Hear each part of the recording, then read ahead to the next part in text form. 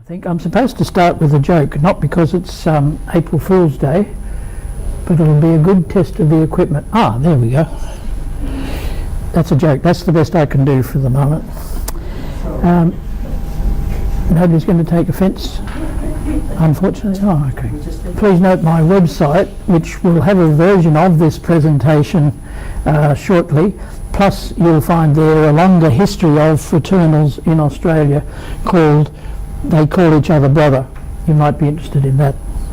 Now, I've spoken many times about what some people call my obsession to international conferences, small family history groups and museum professionals. Over 30 years, the account that I've provided has changed many times as my understanding has increased. Initially, I had no idea at all what I was looking at. And over the time, I've been forced to reconsider even the most basic terms, such as how to most appropriately label these societies. Today, I'm confident I can provide this audience with an outline of what is fairly close to the whole story, but I give you fair warning. Many recent researchers have looked at just some of the evidence and walked away scratching their heads. In order to interest other people in this story over a period of time, I've tried different approaches. I've emphasised the secretive side. I've emphasised the apparent weirdness of the signs of fraternalism. I've emphasised that today's national health funds were once orders of oddfellows or foresters. None of these assertions have been wrong, but they've created a wrong impression. For example, that fraternal, the word fraternal, somehow equates with health funds, or that fraternal somehow equates with secret societies, or that fraternal means the Freemasons and not much else. It's taken me a long time to realise the range and the variety of fraternal societies, their significance in the whole of our history, and that no matter how weird or old-fashioned something might seem to me now, or even to you, to other people that thing, whatever it was created and used by people because to them it represented a basic belief. It was a cultural identifier and part of their living history. And I'm attempting to convince you today that the fraternal story remains alive, not only to believers, but remains alive for you too.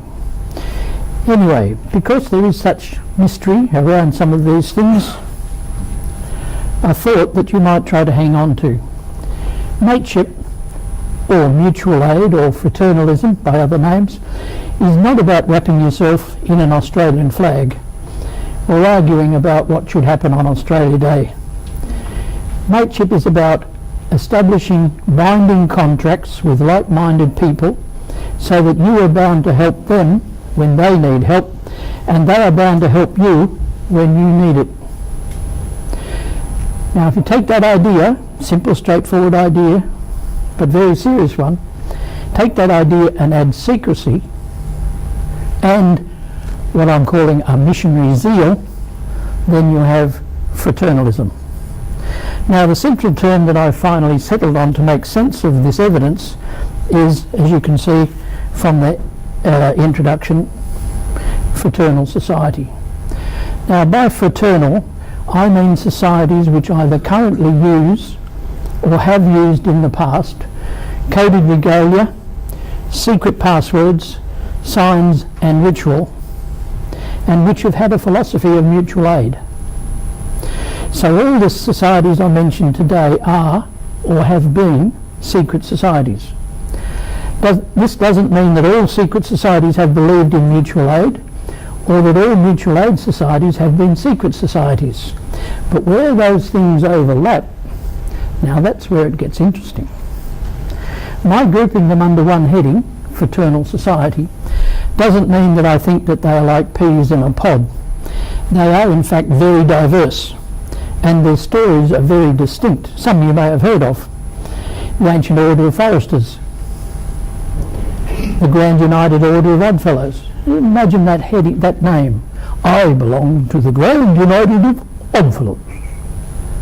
Imagine that as a living, breathing piece of yourself. The Improved Order of Imps. Now, you may not have heard of that one, but it's very interesting too. Or the Operative Stonemasons Friendly Society. The names sometimes disclose a diversity of their allegiances. For example, the Protestant Alliance Friendly Society, the Sons and Daughters of Temperance, the Hibernian Australasian Catholic Benefit Society. These and many others are the beating hearts of your history, and you need to know about them. None of them should ever have been lost to sight. Now, covered by my definition are 4 subgroups. Of course, the Freemasons, then a group legally registered as friendly societies, then a group of trade-oriented societies, trade unions if you prefer, and a 4th group which meet the requirements of the definition but which don't fit into any of those other 3 subgroups, such as the Boy Scouts, the Loyal Orange Institution, Chinese Triads, the Mafia, Catholic Sodalities, Apex, Rotary and the like.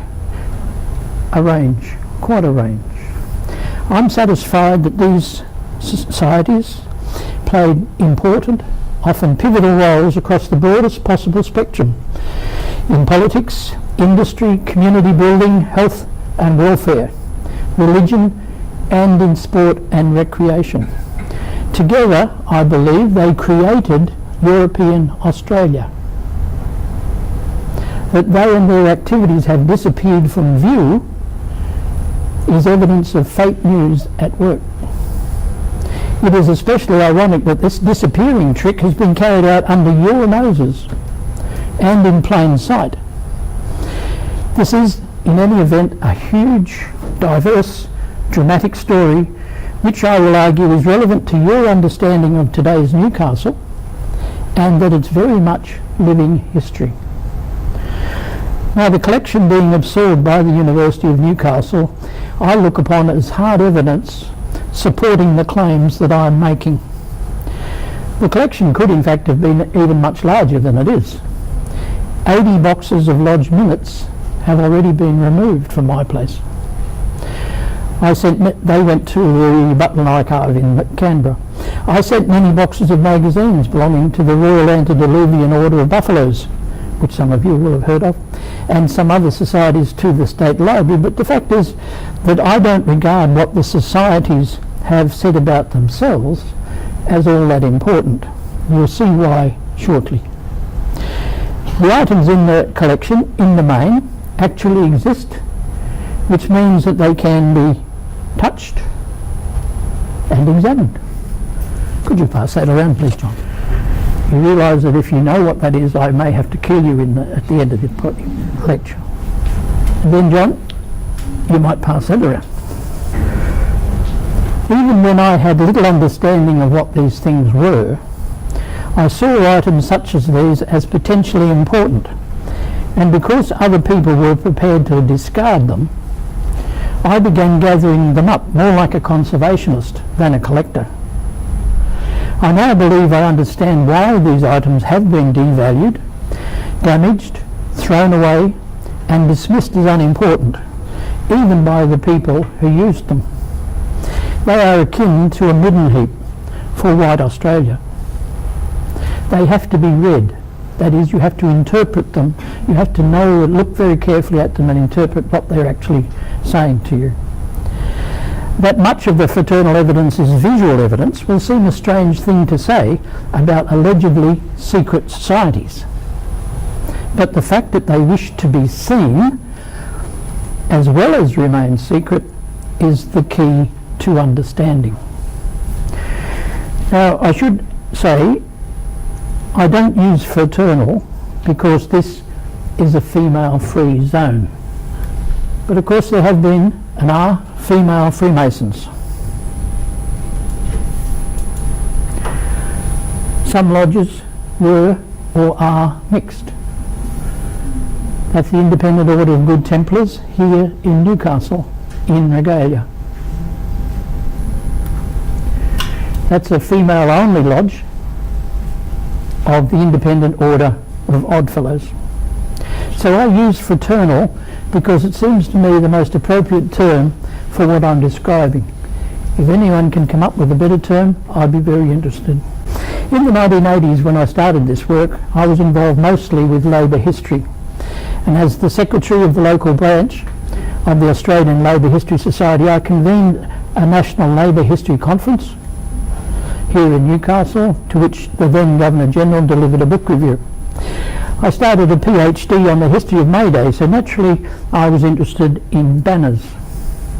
I noticed that many of the big old Labour banners contained masses of symbols, which I thought at the time must be Masonic symbols.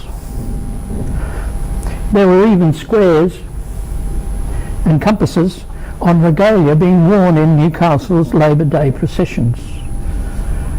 That clear enough to you to see? Yeah. Now, no one at Trades Hall could tell me why these symbols were on the regalia or in the banners. And more importantly, no one wanted to discuss them. The researchers from other labour history branches had no idea what they were either. The evidence I was turning up was clearly new to them too. Or perhaps it just made them uncomfortable. For example, Don Bradman was, among other things, a Freemason and a Protestant who sought to keep Catholics in a secondary position within Australian cricket, and if possible out of the Test team altogether. Similarly, the Australian rugby league team, sent to the UK in 1948, excluded a Catholic, despite the widespread wisdom that he was the best player in the country. After Les Darcy died in the US, his body was returned to Australia, where it was taken charge of by a party from the Australasian Holy Catholic Guild. The news footage of the time shows them quite clearly in their regalia, accepting the coffin. Jimmy Comerford, miners' advocate, well known locally, nationally and internationally as honest and plain speaking, was on the one hand a Communist Party member during the height of the Depression, the Chifley miners' strike of 1949 and the Cold War. On the other hand, he was a proud member of MUF, Manchester Unity Independent Order of Oddfellows. His name badge is in the collection. You will be taught none of these facts in school or in university. You won't be taught either that Ned Kelly went to Glenrowan with a sash of the Hibernians under his armour, or that a friendly society, the Australian Natives Association, was the main vehicle for the push to federate Australian states in the 1880s and 1890s. Now, because non-Indigenous history of Australia is mainly of the 19th and 20th centuries, the evidence of our fraternalism tells of the development of fraternalism through those 2 centuries. Fraternalism, in fact, has a much longer history, and that must be taken into account too. But from 1788 to today, our fraternal period, huge and fundamental changes occurred in the way that fraternals operated and in the way that they were dealt with by the authorities. Those changes explain why our evidence is the way it is. Now, what we have in this country is only part of the story, and we need the whole story to fully understand our evidence, such as those items that I've passed around. My earliest efforts to understand what was in front of me included trying to read those large marching Labour banners, which I found were often used to decorate Labour histories, but which have almost never been examined for their secrets. What secrets do I mean when I talk about banners? Well, for a start, the form of parades and their functions have changed as circumstances have changed. At the beginning of the 19th century, all except the Freemasons were illegal. And even with the Freemasons, it was touch and go as to whether they were going to be banned.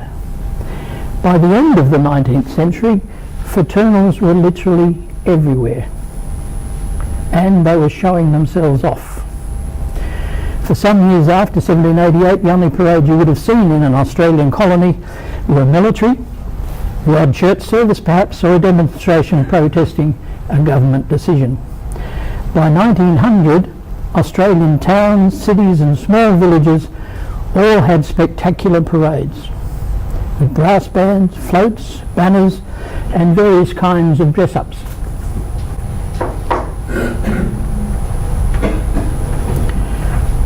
Or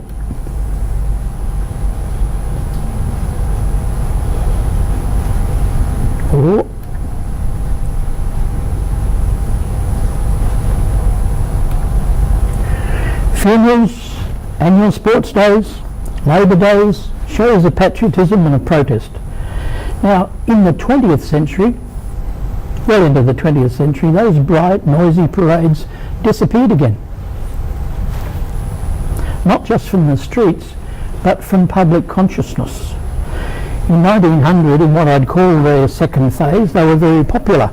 And as I say, they were absolutely everywhere. This one is from West Wyalong, a long way out into the west, small mining town, but you can see the extent of the parade that they managed to put together. Today, along with their history, these are forgotten. Why? You wouldn't know even that discredited giants of the stock exchange today, like IWF and AMP, are in fact what I call the fourth phase of the life cycles of mutual aid or fraternal societies. Now, at the time, huge amounts of publicity and newspaper coverage marked every one of those public fraternal events, which in the 19th century I refer to as the second phase of fraternalism. Now, there was huge newspaper coverage because these parades were the expressions of the public mood and public enthusiasms. Even the best known secret society of all, the Freemasons, paraded quite publicly and in their regalia, as did the Free Gardeners. Now, that is also in Newcastle. Or the Federated Engine Drivers and Firemen's Association.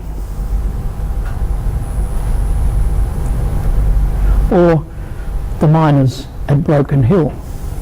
You can see their regalia quite clearly, that and any mention of that has disappeared. But let there be no doubt, in case there is any doubt, in 1901, when Australia became a federation, the ancient order of Druids, the Oddfellows, trade societies like these ones, the Freemasons and the Foresters, among lots of others, were still secret societies.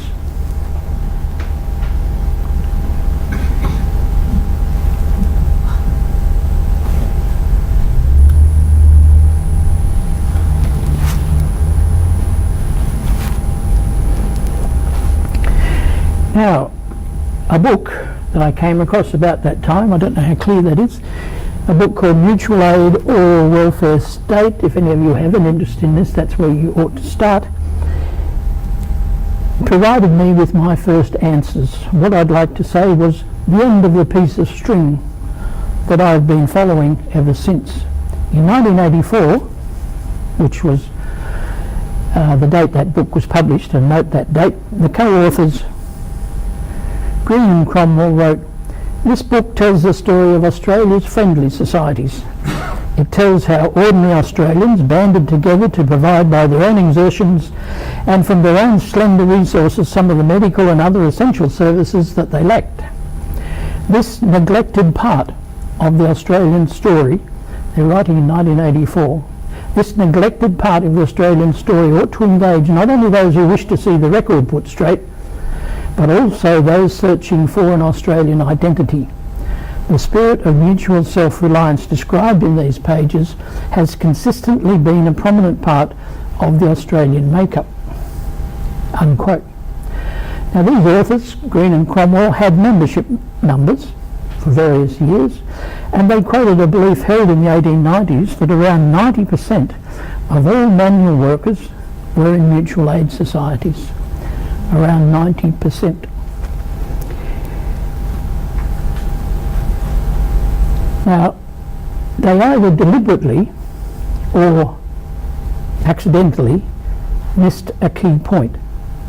Mutual aid societies, which they were concentrating on, is not the same thing as friendly societies. And they had also failed to say that most of what they were talking about were also secret societies. None of that appears in their book. The mutual aid society figure, for example, the 90% of manual workers, included what you would call today trade unions, because from their beginnings, Australia's trade unions were also benefit societies, or mutual aid societies, if you like. For example, the Australian Clerks Provident Society and the United Watermen's Birmingham Benefit Society. Health and welfare.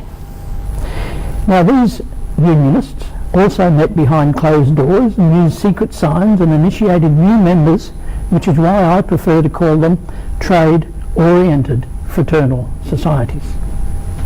In the Hunter River District, the first organised trade union was actually called the Mutual Benefit Society of the AA Company's colliery establishment. Almost its first decision was to arrange a fund to pay for a miner, Tom Lewis, to go to Parliament as its elected representative. There he was to lobby for an improvement in mine working conditions, not wages, not for a shorter day, but for an improvement in mine working conditions, specifically an improvement regarding the foul air made by shifts of men working for long hours underground, health and welfare. Now, the origins of all our fraternals, including the Freemasons, are in the guilds of medieval times. The guilds were a combination: trade unions, benefit societies, drinking or convivial societies, secret societies, and religious societies, all in one. As trade-oriented societies, they protected wage rates and working conditions. As benefit societies, they ensured members against the future. And as convivial societies, they regularly paraded and celebrated their camaraderie in taverns. As religious societies with their own patron saints, they acted out Bible stories in mystery plays and paid for church services. In the 19th and 20th centuries, fraternal members were continuing these activities, but in separate societies, or in societies which had some of these aspects, but not all of them. Look again at this photo of an 8-hour-day procession in Newcastle. It appears to show a Masonic symbol on the regalia of a trade union participant. Now, these are not Freemasons, as you probably would have guessed. They are stonemasons. Now, this trade was organised nationally and affiliated with trades hall councils. Minutes from one of their lodges in Queensland shows the square and compass at the top. It was their sign, the sign of their union. The text also shows that there were initiations. About halfway down you can see was duly initiated. And they also refer to the election of a Tyler. Only 4 officers, and the 4th one is the Tyler. A Tyler is the lodge officer who guarded the door, often with a sword. Now, when these minutes were being taken and all of those things were happening, rituals, initiations and the like, the members were also legally negotiating pay rises and making payments into a common purse. Stonemasons, however, were not the only trade which met in lodges and had passwords, initiations, distinguishing regalia, or operated benefit funds of what was a global phenomenon. These sashes are in Melbourne. They belong, or did belong, to the Operative Bakers Society. Very rare. Those are the only ones I've seen. Just to show you the global extent, these are banners, 2 banners, the National Union of Vehicle Workers, the Aldgate branch, where the members with their blue sashes are visiting one of their sick members, and they would be paying him sick pay out of the common fund. On the other side, the United Order of General Labourers of London, number 6 branch, a member in his regalia is paying out to the widow of a member who has died. So those are in London.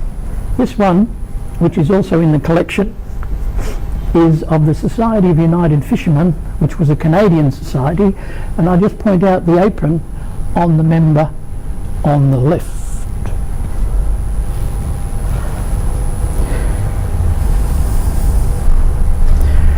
So from medieval times, the fraternals have had to struggle for legitimacy and for survival. And as in the past, our fraternals in the 19th century were compelled to choose sides. There are fraternal members on both sides of those fisticuffs. The most intense divisions occurred over religion, race, class, and gender, as you might expect. This figure on the left here is Henry Parkes. This is a Catholic priest throwing a Bible or something similar at a member of the Loyal Orange Institute who is retaliating, and you'll see back in the background a Nordenfeld machine gun which was used at the time to quell miners' strikes whenever it was required. But this, of course, is the stuff of politics. This is why elections are hard fought and why politicians are such slippery fish. They are fighting to get into power or to stay in power. The winning politicians get to decide what is legitimate and what isn't. In the 19th century, fraternals did not get to choose health and welfare as their sole field of interest or to specialise in wages and working conditions. The categories came about as governments passed legislation saying what could be done by organised societies and what couldn't. It was governments which defined the categories and insisted that society members choose which category they wanted to be in. The evidence shows that fraternals advertised for, interviewed and employed our first doctors and nurses, the once famous lodge doctors. Because of their interest in their members' health and that of their families, they raised money for our first hospitals, churches, schools and sporting teams. You'll recall that World's End Hospital, built in 1893, is known as the Miners' Hospital, and people have been told that this was a project of the miners acting on their own. More accurately, it was a result of miners and their communities, through a range of fraternals, raising the funds, collecting it together and building a series of hospitals and related services. The T&G, which still has a named building in Newcastle, sorry, I've just lost my place. The T&G stands for Temperance and General Insurance, and that was started by the Rechabites, another friendly society. Chemist shops first made the medicines for their lodge members. The combined friendly societies then started a chain of combined pharmacies, and then in order to reduce the cost of drugs they set up the Commonwealth Serum Laboratory. Today, national health schemes do what fraternals had been doing.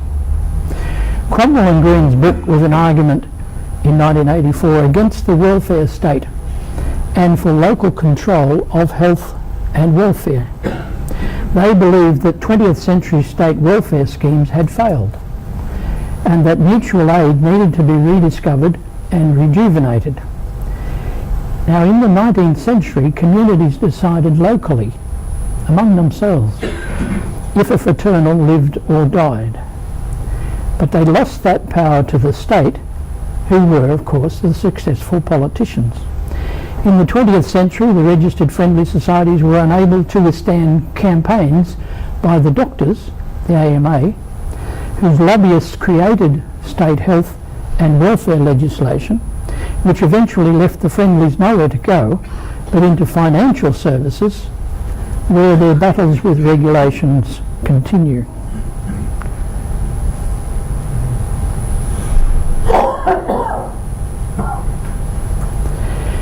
19th century fraternal lodges had names like Morning Star and Light in the South. Labour's Light on the Hill is just one among many similar claims. Much of the political rhetoric around Australia at the end of the 19th century was about freshness, youth, and a new blossoming, compared with Europe, which was said to be old, dark, tired. In effect, what was happening in the 19th century was that the fraternals, the secret societies, were becoming missionaries for that new enthusiasm. Now, it's struggle with authority which explains the original need for secrecy. They had to be secret or secretive in order to survive. But in the 19th century, secrecy became a problem, and governments targeted them because they were secretive. So the fraternals responded with colourful, coded regalia, some of examples of which I've already shown you, but you may not have seen that regalia before. This is the Australasian Holy Catholic Guild on the left. The one on the right is the Royal Orange Institution. There's no point in a secret society having regalia of that sort unless they wanted to show off themselves and what they were doing. They had become missionaries. So they also took up banners. That pink and gold and gilt figure that you can see in the background is a very large banner with those symbols, "In God We Trust" and so on. That is the Protestant Alliance Friendly Society. Their parades, the 19th century parades and public display, were part of a political offensive, an insistence on being legitimate. Put simply, all the fraternals wanted to create a better world. The Scouts, the Freemasons, the Rechabites, the churches, the industrial militants, the Oddfellows. They all had a message which they wanted to display to the world. They all urged group identification and a collective welfare. But the way they expressed that message varied, because they didn't all see the problem to be solved in the same way. Their suggested paths to the New Jerusalem, New World Order, the better world, if you like, their suggested paths varied a great deal. That's why they came to blows. But fraternals were at the centre of that optimism. Some of them actually opposed the denigration of European civilization. For example, Catholics swore allegiance to Rome, while others, lots of others, thought that the empire and British military greatness was worth protecting. There was to be no surrender to breakaway movements, like, for example, Irish Home Rule. This meant some struggles, as we've seen, were public fistfights. But it also meant internal pressures within the societies were so great that, like families, they often split into factions or separated altogether into parallel organisations. Now, the January meeting of this group clapped and cheered our convener's display. Oh, I forgot to show that one. That's the Dalby Hibernian Band, their own band, the Hibernians. This group clapped and cheered our convener's display of the aspirations espoused by the cooperative movement. You will recall that their leadership had a message. They were becoming missionaries. Now, co-ops stemmed from the same reform movements as fraternals, and they paraded with fraternals, but they, as institutions, concentrated on the individual welfare of lower prices and decided not to use secrecy, not to use initiations, and not to use references to the Bible. Members, cooperative members, if they wanted those things, could get them by also being unionists, free gardeners, oddfellows, Freemasons. Fraternals saw strength in the group, and they sought through their practices. I did it again. They sought through their practices to forge an individual's identification with the collective. They sought to diminish the dangers of individualism in favour of community. But they did that, when I talk of the 19th century, they were doing that at the very time when individual endeavour was coming into its own. The established order had never been entirely happy with them, and the authorities fought back, sometimes with legislation, sometimes with deadly force. In the 19th century, against the fraternals' increased public presence and their huge numbers, marketing became a new weapon. Individualist consumption, conformity, respectability were made the new fashions. Secrecy was made out to be anti-democratic, unmanly and dishonest. As a result, our history, when you and I went to school, most of us went to school, our history was taught as a story of progress. Scientific, democratic and enlightened progress. More accurately, any gains made in human rights and representation have been made out of constant power struggles between those in power and those who wanted change. In the name of the common people, governments have replaced monarchs, and national parliaments have become the place where citizens finally have had their say. But the struggle continues. It is not accidental that secrecy, control of information and control of decision-making power have become central to global politics in the 21st century. But at the very least, in the furious passage of history, the fraternals were important change agents. In Australia, as they did in other colonies, they created the communities which created the political parties. Politicians sought votes by subsidising the amenities within the community, and they found themselves appealing to a diversity of local voices which didn't always agree one with another.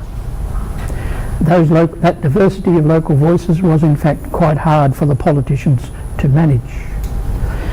Fraternal society members were, in the 19th century, still making important decisions in private, and they were swearing allegiances to a diversity of principles which had the potential to undermine central authority. Lodges also had money, which the authorities could not control, and they had networks which authorities could not easily monitor.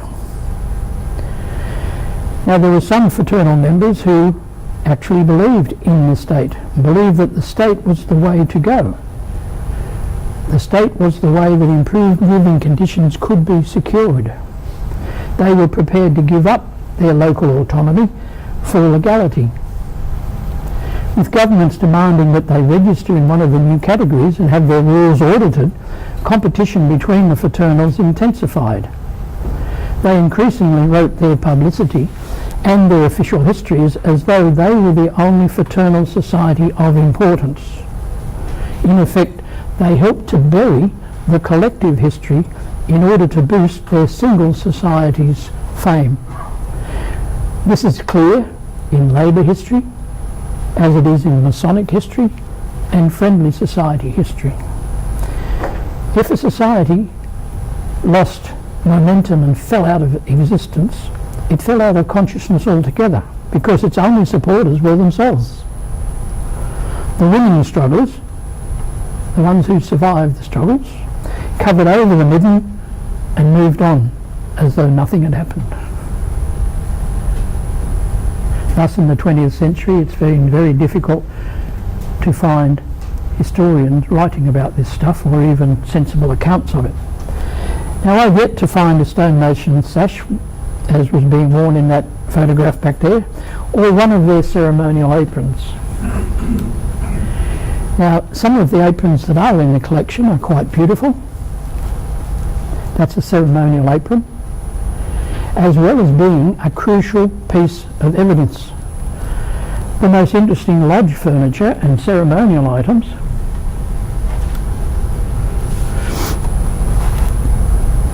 are often the oldest, and so are rarely in showroom condition. Anyone want to guess what that is?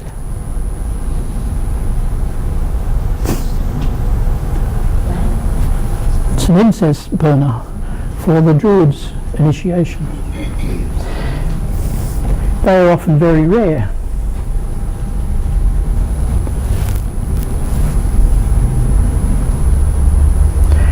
Now this is a dispensation or a charter of an individual lodge, without which a lodge cannot operate, but which has obviously not been looked after. The detail on these highly ornate documents is enormously valuable to family historians, in particular, as are individual member certificates. These are of the Foresters, the Ancient Order of Foresters and the Royal Order of Foresters, which are quite separate, Ron. Or Rolls of Honour. That's from Lambton. That's a merit certificate given to a lodge doctor, Dr. H.P. Blaney, who worked at Coolar. As you can see, it also hasn't been terribly well looked after. That's another merit certificate. You won't be able to read it, but it says at the top, from the Friendly Trade Society of Iron Moulders. Very rare. These, though, not only are rare, but they are untapped research areas. Now the collection does have trade aprons and one of the oldest surviving banners in Australia.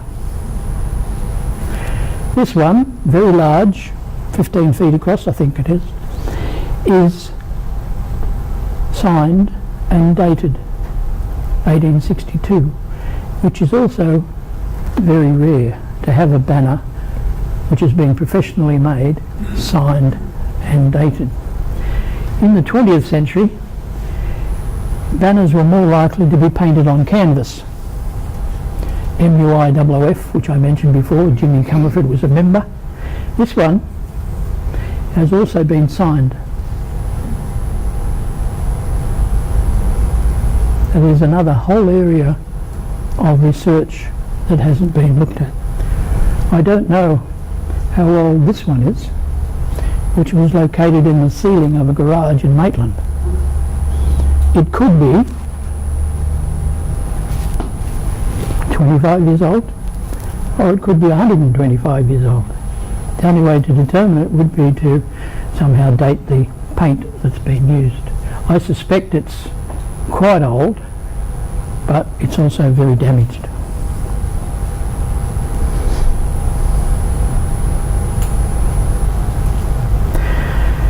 Now, to summarise, I'm asking you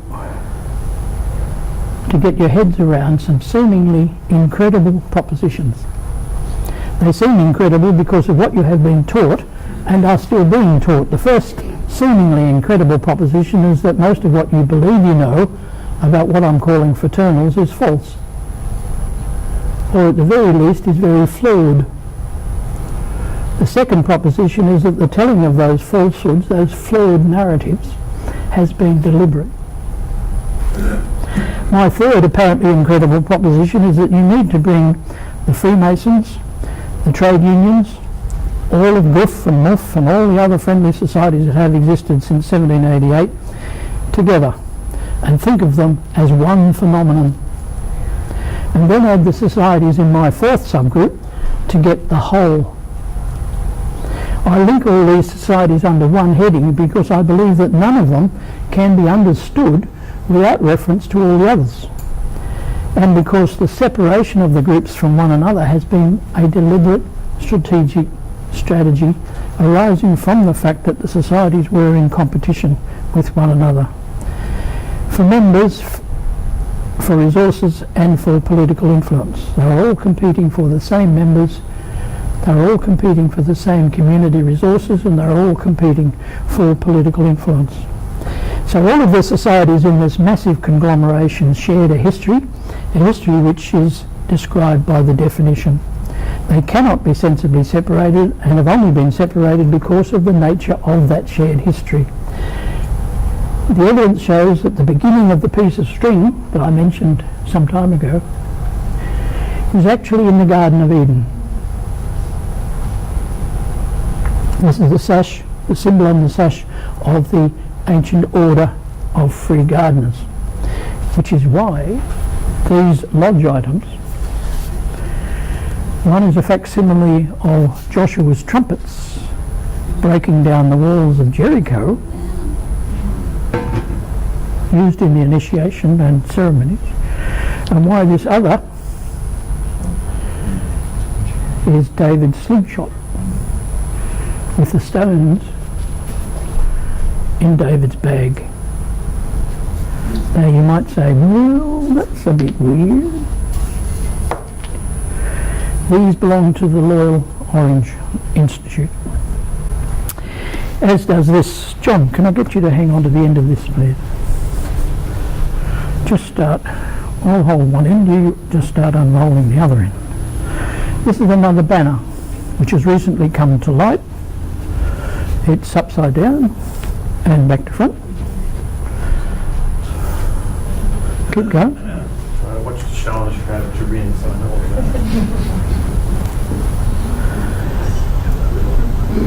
Lord Roberts, name of the lodge, Royal Orange Lodge, number, what's that, 353? 253. The motto, no surrender. Now that also was done professionally, but you can see it's a very unique piece which was done by the members of that lodge. I want to tell you a little about that lodge now. Thank you for your patience. I'm very close to the end, and I appreciate that you've held yourselves patiently for a very long time. Now those items, David's slingshot and Joshua's trumpet, were retrieved in 2019. The biblical connection also helps to explain those symbols in trade union banners. I won't go into that now, but that's why they're there. But let me illustrate some of these points by finishing off with a little about one of my favourite fraternals, the Oranges, what I call the Oranges. And yes, I do mean the people who march in Northern Ireland on the 12th of July and upset so many people by doing so. Now the Orange Movement is a very clear example of a fraternal society and its significance being airbrushed out of Newcastle's history. Notice I didn't say out of Irish history or out of British history, I said out of Newcastle's history. The Loyal Orange Institute is determinedly secret, still today, yet it insists on parading. They are one movement, yet they are riven with divisions of truly biblical proportions. Officially, the movement dates from Ireland in 1798 with a confrontation between Catholic and Protestant gangs. Some say it started a century earlier, but in any event, one result of that 1798 skirmish was the transportation of some of the survivors to Botany Bay. One such transportee was Joseph Holt, who was involved with plots at the time involving convicts, Freemasons, John MacArthur, and Napoleon's plans to invade. Perhaps the first licensed tavern at Parramatta, the Freemasons' Arms, was the location of seditious meetings. You won't have been taught any of this. Officially, in Australia, the Orange Movement dates from the 1840s. It spread throughout the continent along with the other fraternals. Now, my incomplete records show well over 400 Orange lodges in New South Wales alone, of which around 150 were purely female, with their own regalia. From the first, they were very politically active. In some circles today, Sir Henry Parkes is remembered only as a revered father of federation, but he was throughout his career rabidly anti-Catholic, and he secretly sponsored and was backed organisationally by the Loyal Orange Institute of New South Wales. Much of his electoral success depended on the unspoken agreement he had with this one organisation. He was, in other words, akin to those US politicians secretly depended on and beholden to the NRA. Just a few weeks ago I travelled out to Cudal, spelt C-U-D-A-L. Some people pronounce it differently. I pronounce it Cudal, which is west of Bathurst, New South Wales, in search of a cache of material which had turned up in an old shed on a sheep farm. While not being spectacularly successful, the excursion proved very useful, for example in turning up Loyal Orange regalia, produced for both male and female members. You notice it says Daughters of Wellington. The regalia that I found belonged to male and female members in Orange, Wellington, Golgong, Sunny Corner, Bowden Gora and Stotts Paddock. Stotts Paddock is described as being very close to Home Rule. I could imagine it was a hotbed of politics, but on the map it is shown as a paddock. Anyway, these lodges were using until comparatively recently these facsimiles of David's slingshot and Joshua's trumpets to maintain their sense of identity. Whatever they mean to us, they meant to those people a great deal. Their regalia matches that already in the collection from Curry or from Pellor, Maine, or from Dungog. This one is from Bowden Gora, which is where that banner, that long banner, came from. Even in the smallest of Australian hamlets, there was to be no surrender to the enemies of Old Testament Protestantism or Britain and its monarchy.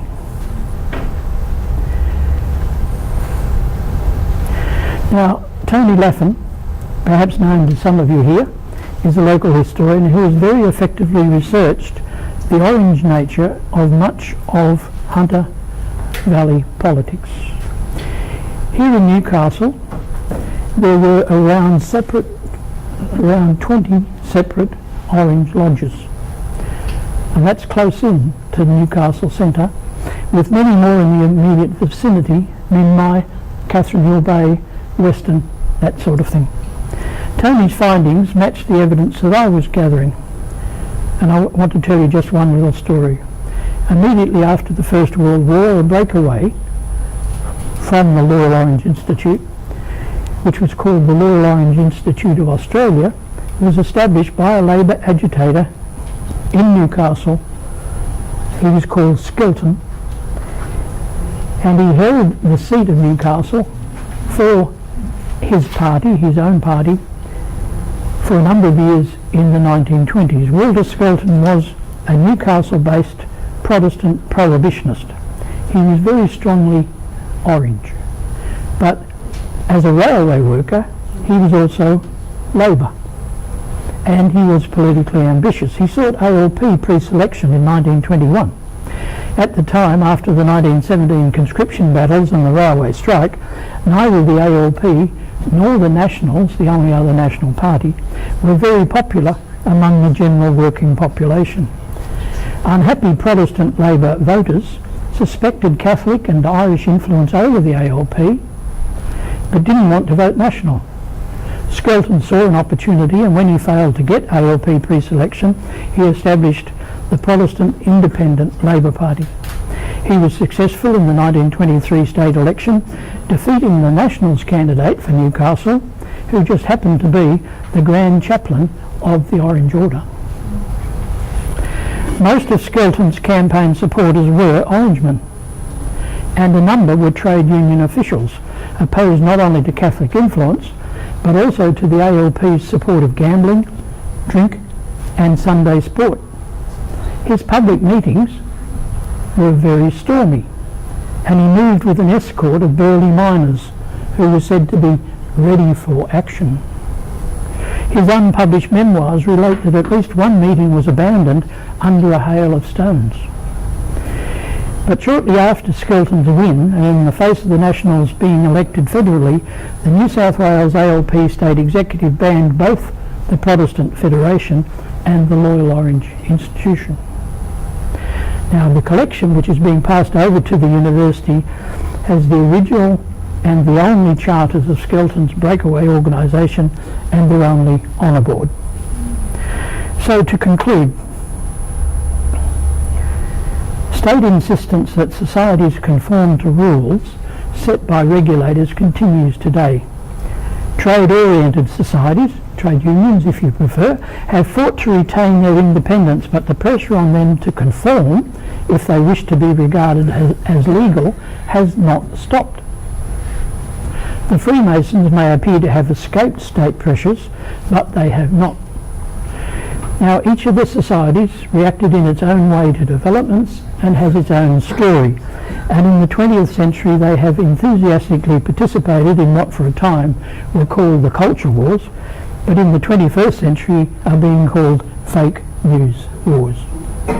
It is appropriate for this collection to be held here in Newcastle, not because I was born here, but because, firstly, this city over 2 centuries has contributed a great deal to the fraternal story. And secondly, because this university is showing an inclination to promote the study of artefacts well beyond paper records. All need consideration and protection, and I thank you for your attention.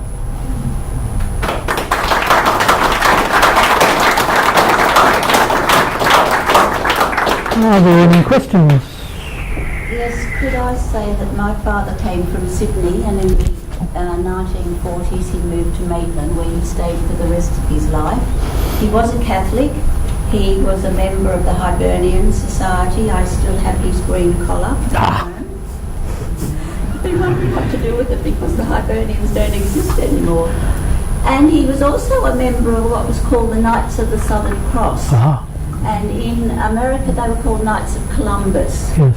Now, I understand that that association was formed sort of against the Masons, because the Masons would not employ Catholics. So I don't know whether I'm correct in saying that, but that's what I understand. But yes, so I still have his collar, and you don't happen to have his certificate as well, I suppose? His membership certificate? I could have, in fact, it could be with it. All right. They are very rare. Yes. I've rescued them from under washing machines and behind doors, all sorts of places, because people have been told in the 20th century that these societies are no longer important. They are gone. Throw them away.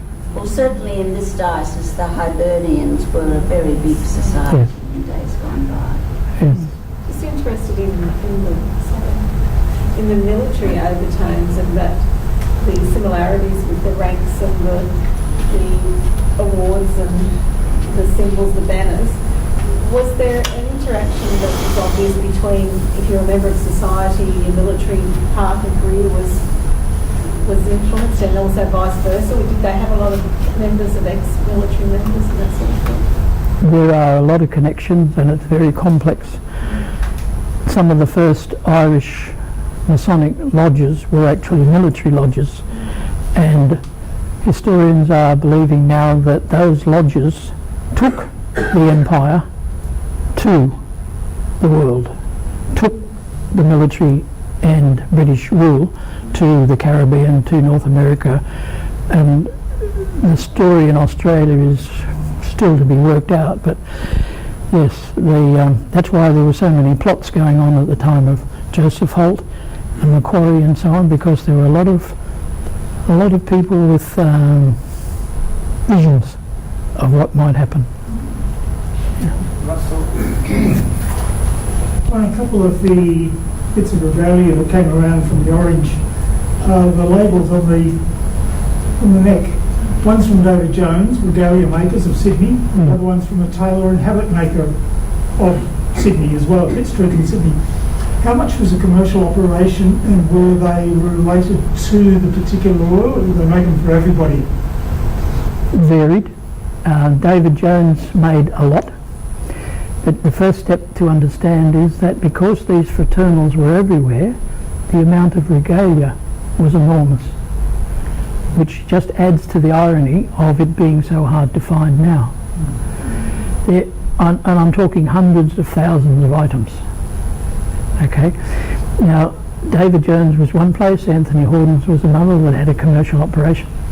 I believe that Pellegrini's made only Catholic, but some of them made a number of items. But there were a number of regalia makers here in Newcastle. Under some of the Masonic aprons that we have, there is the name of the maker. One was at Hamilton, I think, and I remember another one at Adamstown. These would have been fairly made on the knee tailors, I guess. But that also is a story that hasn't been researched sufficiently. Thanks for your talk, Bob. I just want to raise a question about provability of your claim that John Bradman wanted no Catholics in the text side. I know A cricket tragedy. a big schism at the end of the 30s, but I think that's highly contested, not least of course by Bradman himself, that he was, I know he was Mason, and I know what that can mean from a Catholic point of view, but I wonder if you've got any new evidence that he actively sought to keep Catholics out of the Australian Church. I haven't, no, and I haven't kept up with research into that field. I'm only going on, if you like, second-hand stuff which is in some of the biographies. I think the one of Lindsay Hassett's, I'm not sure, but claims are made and they refer to documents or to interviews that have been held, and I can't take it any further than that. Yes, I made a bold claim, but knowing what I know about the way these things operated, especially in the 20s, 30s, 40s and 50s and so on, I mean, I was brought up a Catholic, and we used to punch the Protestants up all the time, and the Protestants used to punch us up all the time. I mean, it was live warfare. That's another thing which never gets into the history books. And I want to run on a little bit and say that you probably all know of Manning Clark. You might think, oh, well, I'll go and look at Manning Clark and see what he says. He concluded that there were no such things. Now, how he got to that conclusion, I have absolutely no idea. But he says in some of his work, I concluded that there were no such organisations. Yeah, I think. Might be interested to know that Don Bradman's great-grandfather was an Italian, so there's a very high chance he was Catholic. I'll take that as a segue, Steph. You probably want to move on. Well, look, the thing was, when I was in the traineeship at BHP, they had departments. And I think someone said to me one day that when I got a job in steelmaking, that was a Catholic department. And I didn't know what that meant, but the impression that I got was it was divided up. Different areas of BHP were governed by different... Lots of examples of that sort of thing. In the first several decades of the history of New South Wales, 1901 on, police commissioners were routinely Catholic Mason, Catholic Mason, Catholic Mason, to the point that it's extraordinarily unlikely that you could ever toss a coin with get such a regular outcome. It implies that there is a hand behind saying it's your turn now and it's our turn next. The head of the Department of Foreign Affairs, Canberra, for decades was Presbyterian. It suggests the same sort of thing. Play funny games. But you never read about it. It's just never, I've never been in that sort of world, but I mean, too much except for that one thing. Sorry, I missed the first part. It's wonderful the thing I heard. Did you mention anything about the medals that they gave out to the soldiers in the First World War from these societies or not? Because I have one on my phone of my grandfather's, a picture of it. It was the UOB Society. Could I have a look, Yes. please? Now? Or? Yeah, now, please. You're in a hurry to move on, John? No. It's in. Pretty soon. This is it, just the back of it. So they must have given medals out because when I was... You'll have to blow that up. I'll send it to you. Yeah, thank you. Yeah, no, please do. Thank you for your attention anyway. Thank you.